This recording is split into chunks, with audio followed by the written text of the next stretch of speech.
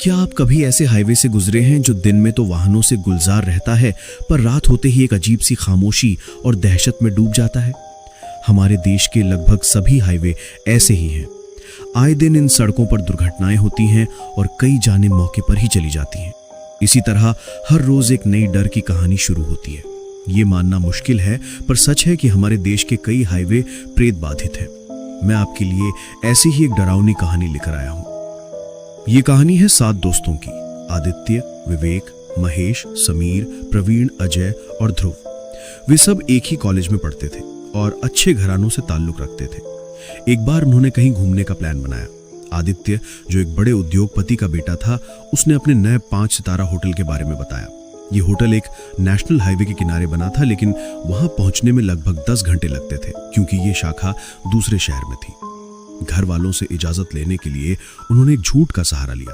उन्होंने बताया कि उन्हें कॉलेज से रिसर्च के लिए दूसरे शहर के कॉलेज जाना है, जिससे उन्हें आसानी से परमिशन मिल गई। सभी ने घर पर यही बताया और उनकी अनुमति मिलते ही उन्होंने अगली रात 10 बजे निकलने का फैसला किया। आदित्य और उसके दोस्त कार में बैठकर मस्ती करते हुए निकल पड़े। आगे जाकर उन्होंने एक ढाबे पर खाना खाया और बियर भी पी। कुछ बियर उन्होंने रास्ते के लिए भी रख ली।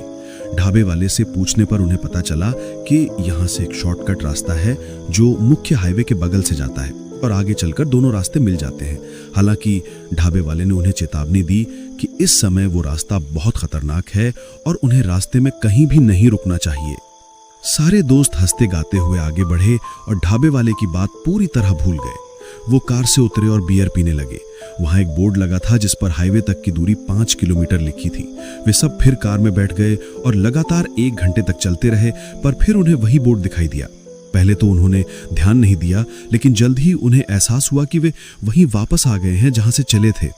वे सब अब फंस चुके थे, एक शैतानी रूह की पकड़ में। उन्होंने उस जगह के कई चक्कर काटे, लेकिन हर बार वे घूमकर उसी जगह पर पहुंच जाते जहां से शुरू हुए थे। तभी अचानक एक जगह पर उनकी गाड़ी खराब हो गई। समीर, जो गाड़ी चला रहा था, वो गाड़ी चेक करने के लिए उतरा। उसने बोनट खोला, पर उसे कोई खराबी नहीं दिखी।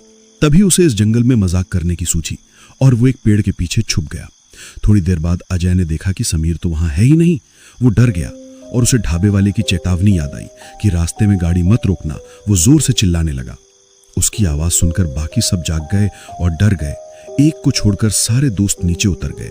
तभी अचानक समीर बाहर निकल आया और सब खुश हो गए, लेकिन उन्हें नहीं पता था कि उनकी खुशियों को एक शैतानी रूह की नजर लग चुकी है।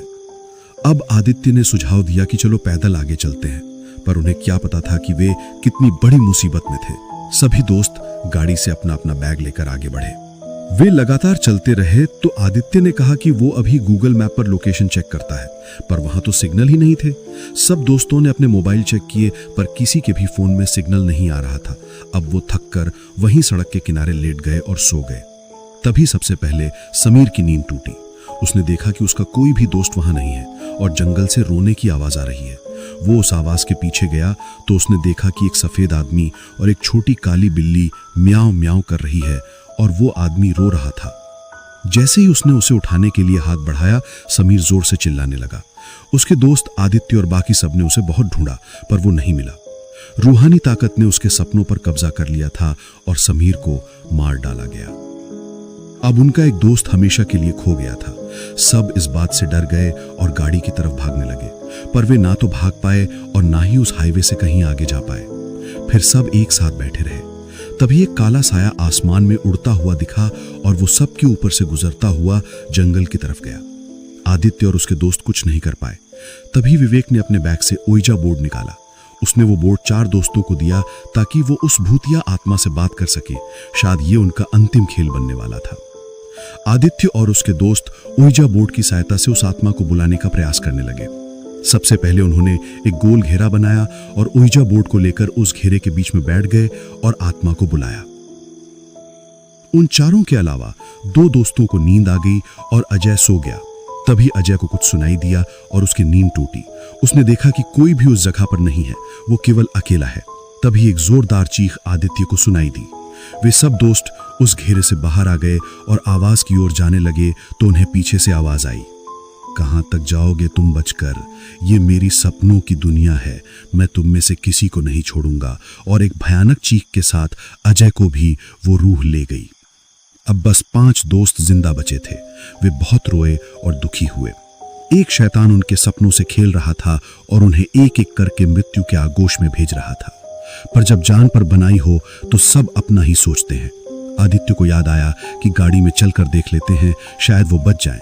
इसी आशा में वे सब वहां से गाड़ी की तरफ गए। काफी चलने के बाद उन्हें गाड़ी मिल गई और वे खुश हो गए। थोड़े प्रयास के बाद अचानक गाड़ी चल पड़ी, पर आगे जाकर उनकी गाड़ी हाईवे पर बढ़ी और इस बार तो गाड़ी को कोई और ही नियंत्रित कर रहा था। रात के अंधेरे में उनकी गाड़ी एक पेड़ से टकरा गई। अगली सुबह खबरों में था, शराब के नशे में गई 7 की जान। ढाबा संचालक ने न्यूज पढ़ी तो उसे उन 7 दोस्तों की याद आई जो कल रात आए थे। तभी सुबह आदित्य के पापा ने उसे जगाया। बेटा, तुम्हें तो आज कॉलेज की तरफ से अपने दोस्तों के साथ जाना है। सुबह आदित्य कॉलेज के लिए निकला, पर उसके मन में कल रात का सपना घूम रहा था। आदित्य ने सभी दोस्तों को अपना सपना बताया तो उन्होंने कहा, हमें भी यही सपना आया। और सच में उनमें से एक दोस्त के बेड में ओइजा का भूतिया बोर्ड निकला। शायद ये सपना सच हो रहा था। वे उस दिन मनोवैज्ञानिक डॉक्टर अभिनव के पास गए। उन्होंने डॉक्टर अभिनव को सब कुछ बता दिया तो उन्होंने उन सबको हिप्नोटाइज करके कुछ सवाल पूछे। डॉक्टर अभिनव ने पूछा कि वे वहां कब गए थे। आदित्य ने बताया कि वो कल रात अपने दोस्तों के साथ वहां गया था। डॉक्टर अभिनव ने फिर पूछा कि वे सब कहां जा रहे थे और किस काम से। आदित्य ने बताया कि वे सब होटल जा रहे थे और घूमने जा रहे थे। डॉक्टर अभिनव ने पूछा कि उन्होंने वहां क्या देखा जहां वे रुके थे। आदित्य ने बताया कि उन्होंने काला साया देखा जो हाईवे पर सबका शिकार करता है। डॉक्टर अभिनव ने पूछा, पर वे उससे कैसे बच गए। आदित्य ने बताया, क्योंकि वे सपने में थे और वो सपनों पर कब्जा करता है। अब आदित्य सामान्य हो गया। उसने डॉक्टर अभिनव से पूछा कि क्या ये सिर्फ सपना है या हकीकत। डॉक्टर अभिनव ने कहा कि ये सच है, पर उन्हें पूर्वाभास हुआ जिससे वे सचेत हो गए। आदित्य ने पूछा कि वे उस हाईवे को उस रूह से कैसे मुक्त करें। डॉक्टर अभिनव ने बताया कि इसके लिए उन्हें फिर अपने दोस्तों के साथ सपने में जाना होगा और उस रूह को खत्म करना इतना आसान नहीं है। आदित्य ने पूछा कि क्या वे उन्हें उस रूह के बारे में कुछ बता सकते हैं। डॉक्टर अभिनव ने बताया कि हाँ, एक बार वो उस हाईवे से गए थे, तब वे पराविज्ञान या भूत प्रेत पर विश्वास नहीं करते थे, पर तभी उन्हें इसका एहसास हुआ कि हाईवे पर कुछ तो गलत है। तब उन्होंने मोबाइल पर ऊर्जा के विषय में पढ़ा और वे इस विषय पर इतना ही जानते हैं। उन्होंने आदित्य को तुरंत अपने सीनियर डॉक्टर विक्रांत से इस पर बात करने की सलाह दी। आदित्य ने उनका पता ले लिया और डॉक्टर विक्रांत को फोन किया। डॉक्टर विक्रांत ने फोन पर अपनी पहचान बताई। आदित्य ने उन्हें अपने सपने के बारे में बताया और पूछा कि वे इस समस्या से बाहर कैसे आए। डॉक्टर विक्रांत ने कहा कि इसके लिए उन्हें उस हाईवे पर खोजबीन करनी होगी, वहीं कुछ सबूत या जानकारी मिलेगी। उन्होंने तुरंत अपनी टीम के साथ वहां आने की बात कही और आदित्य को डॉक्टर अभिनव के पास ही रहने को कहा। आदित्य अपने सभी दोस्तों और डॉक्टर विक्रांत के साथ हाईवे पर गए और उस गुत्थी को सुलझाने में जुट गए। डॉक्टर विक्रांत को जांच रहे थे, तभी उनकी नजर एक हवेली पर गई जो पूरी तरह से वीरान हो चुकी थी और हाईवे के किनारे जंगल के नजदीक बनी थी। देखकर लग रहा था कि हवेली काफी पुरानी थी। डॉक्टर विक्रांत अपने साथियों और आदित्य के दोस्तों को बुलाते हैं और उन्हें हवेली में चलने को कहते हैं। वे सब इस डरावनी हवेली की ओर देखते हैं। आदित्य को हवेली की छत पर एक काली परछाई दिखती है जो उसे घूर रही होती है। वो डर जाता है। अब डॉक्टर विक्रांत और सभी लोग उस हवेली की तरफ बढ़ते हैं और एक काले लकड़ी का दरवाजा खुलता है। वे सब हवेली के अंदर चले जाते हैं और देखते हैं कि हवेली तो देखने में एकदम ऐसी लग रही है जैसे कई वर्षों से यहाँ कोई आया नहीं हो। अब रात होने वाली थी तो वे सभी अपना खाना खाकर बैठ गए। तभी डॉक्टर विक्रांत ने कहा कि इस हवेली में कोई भी मत सोना, नहीं तो वो शैतानी रूह उनके सपनों पर कब्जा करके मार डालेगी। धीरे धीरे रात गुजरती है। वे सब आपस में बातें करते हुए बैठे थे। तभी बाहर किसी के चीखने की आवाज सुनाई देती है। डॉक्टर विक्रांत के साथी बाहर देखने जाते हैं, पर कुछ नहीं दिखता। तभी हवेली की छत पर किसी के चलने की आवाज आती है। इस बार सब डर जाते हैं, पर आदित्य के दिमाग में कुछ और ही चल रहा था। वो सीढ़ियों पर जाता है। उसे आवाज सुनाई देती है जैसे कोई उसे बुला रहा हो और वो उस आवाज की ओर आकर्षित हो जाता है। पर तभी डॉक्टर विक्रांत वहां पहुंच जाते हैं और आदित्य को दरवाजा खोलने से पहले ही रोक लेते हैं। अब आदित्य की तंद्रा भंग हुई। आदित्य ने पूछा कि डॉक्टर विक्रांत यहाँ क्या कर रहे हैं। डॉक्टर विक्रांत ने पलटकर पूछा कि क्या वे पूछ सकते हैं कि वो इस समय इस कमरे के बाहर क्या कर रहा है। और क्या उसे पता है कि वो क्या करने वाला था? आदित्य ने जवाब दिया कि नहीं, वो तो आराम से उनकी बात सुन रहा था। तभी किसी की आवाज आई और उसे पता नहीं चला कि वो यहाँ कैसे पहुंच गया। डॉक्टर विक्रांत ने समझाया कि वो एक बहुत बड़ी गलती करने जा रहा था। वो एक शैतानी रूह को मुक्त करने जा रहा था। ये तो उन्होंने उसे आते हुए देख लिया। तभी एक शैतानी हंसी सुनाई दी। कब तक रोकोगे मुझे? मैं तुमको मार डालूंगी। आदित्य डर गया और डॉक्टर विक्रांत भी घबराकर अपनी टीम के साथ आ गए। आदित्य ने डॉक्टर विक्रांत से पूछा कि क्या उन्होंने वो हंसी सुनी। डॉक्टर विक्रांत ने हाँ कहा और बताया कि वो एक चुड़ैल की हंसी थी। पर आदित्य ने तो कहा था कि सपने में बस एक ही रूह दिखी थी। आदित्य ने हाँ कहा। डॉक्टर विक्रांत ने उससे ठीक से याद करने को कहा, कहीं वे किसी बड़ी मुसीबत में न हों। आदित्य ने याद किया और बताया कि हाँ, सपने में उन सबके सामने एक ही परछाई आई थी और हाँ, एक उनके ऊपर से कुछ उड़कर गया था। डॉक्टर विक्रांत ने हैरानी जताते हुए कहा कि इतनी जरूरी बात वो कैसे भूल गया। उन्होंने सबको जल्दी वहां से निकलने को कहा, वरना वे सब मारे जाएंगे। आदित्य ने कहा कि सर, पर वे तो उनके साथ हैं। तो डॉक्टर विक्रांत ने बताया कि वे तो बस अभी सर्वे करने आए थे। ये जगह बहुत खतरनाक है और वे अभी पूरी तरह तैयार नहीं हैं। ये सुनकर वे सब अपनी गाड़ियों से डॉक्टर अभिनव के ऑफिस के लिए निकल गए। अगले दिन ऑफिस में बैठकर वे बात करते हैं। डॉक्टर विक्रांत ने कहा कि आदित्य, उस आत्मा ने सबसे पहले उससे संपर्क किया था, इसलिए उसे ही सपनों की दुनिया में जाकर उन्हें हराना होगा। आदित्य ने डर जताते हुए कहा कि वो तो बहुत डर गया है और अब नहीं कर सकता। डॉक्टर विक्रांत ने कहा कि अगर वो अपने दोस्तों को बचाना चाहता है तो उसे ये करना ही होगा। उन्होंने उसे अपने दिल से डर निकाल देने को कहा, क्योंकि ये उसे ही करना होगा। आदित्य मान गया। डॉक्टर विक्रांत ने कहा कि उन्हें आज शाम फिर वहीं जाना होगा, उस भूतिया खंडहर में। आदित्य ने पूछा कि क्या वे यहां से नहीं जा सकते। डॉक्टर विक्रांत ने कहा कि नहीं, उन्हें वहीं जाकर ये करना होगा, तभी वो आत्मा उससे जुड़ पाएगी। उन्होंने बताया कि उन्हें उनके एक दोस्त से बात करनी पड़ेगी जो एक डॉक्टर हैं और साथ में एक घोस्ट हंटर भी। उनका नाम है डॉक्टर वासुदेव। उन्होंने उन्हें बुला लिया है। आदित्य ने हाँ कहा। तभी डॉक्टर वासुदेव वहां आ गए और डॉक्टर विक्रांत से मिले।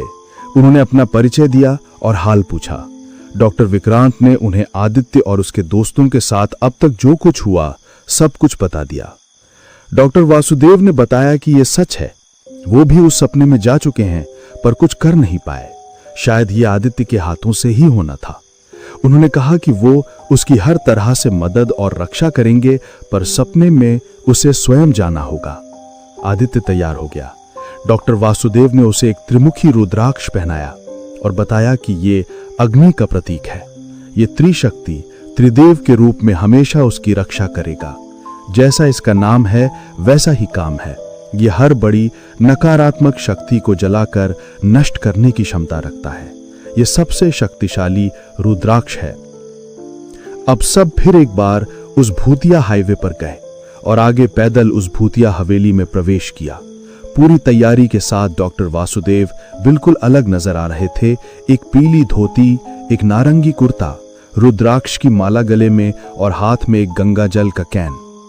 कमरे के बीच में आदित्य को लिटाया गया और डॉक्टर वासुदेव कुछ मंत्र पढ़ रहे थे। वो बीच बीच में गंगा जल के छींटे मारते थे। तभी आदित्य को नींद आ गई और वो सपनों की दुनिया में जा चुका था। सपने में आदित्य उसी कमरे में अकेला था और उसकी आंखों के सामने एक दृश्य चल रहा था। एक पति पत्नी उस कमरे में थे और अगले ही पल वो हाईवे पर था। कुछ लुटेरे उन पति पत्नी को लूट रहे थे और उन्होंने हाईवे पर उन्हें बंधक बनाकर मार दिया और उस हवेली के बाहर दबा दिया। अचानक आदित्य को लगा कि कोई उसके पीछे से गुजरा। वो एक आत्मा थी जो आदित्य को घूर रही थी पर कुछ कर नहीं पा रही थी। अगले ही पल एक और चुड़ैल वहां पर आई और आदित्य को सूंघने लगी। आदित्य को डर लग रहा था पर वो आत्मा भी रुद्राक्ष से डर रही थी। पर तभी आसपास की चीजें हवा में थीं और रोहन पर वो सब टकलाने लगी। आदित्य गिर गया। आदित्य जैसे ही उठा उसे लगा कि उसके गले में कोई सांप है और उसने सपने में उस रुद्राक्ष को फेंक दिया। तभी चुड़ैल हंसने लगी और तुरंत एक जोरदार वार हुआ आदित्य पर। आदित्य का शरीर नींद में हिलने लगा और डॉक्टर वासुदेव समझ गए कि चुड़ैल ने उसके साथ छलावा किया है। वो पूरी तरह जख्मी कर चुकी थी, बस सांसें बची थीं। डॉक्टर वासुदेव को यह आशा नहीं थी, पर उन्होंने भी समझदारी दिखाई और अपनी माला आदित्य के हाथ में पकड़ा दी। उधर सपने में वो माला उस तक पहुंच गई और दोनों आत्माओं का सफाया आदित्य ने कर दिया। उसने त्रिमुखी रुद्राक्ष को ढूंढकर उसे सपने में हवेली के बाहर रख दिया, जिससे अग्नि रुद्राक्ष के संपर्क में आते ही वो दोनों रूहें प्रेत योनि से मुक्त हो गईं। डॉक्टर विक्रांत और डॉक्टर वासुदेव की मित्रता भी बढ़ गई। आदित्य और उसके दोस्त अब दिन के समय अपने होटल पर गए और खूब मस्ती की। उस दिन से फिर कभी हाईवे पर कोई मौत नहीं हुई और आदित्य ने कभी रात को हाईवे का सफर नहीं किया। कहते हैं वो हाईवे आज भी शांत नहीं हुआ। रात में वहां से गुजरते वक्त अगर आपको किसी के रोने की आवाज सुनाई दे तो बस याद रखना, कुछ कहानियां खत्म नहीं होती, बस सुनाने वाले बदल जाते हैं। मैं हूं आपका होस्ट और ये थी आज की डरावनी कहानी सिर्फ रात फ्लिक्स पर, जहां हर रात एक नया खौफ जन्म लेता है।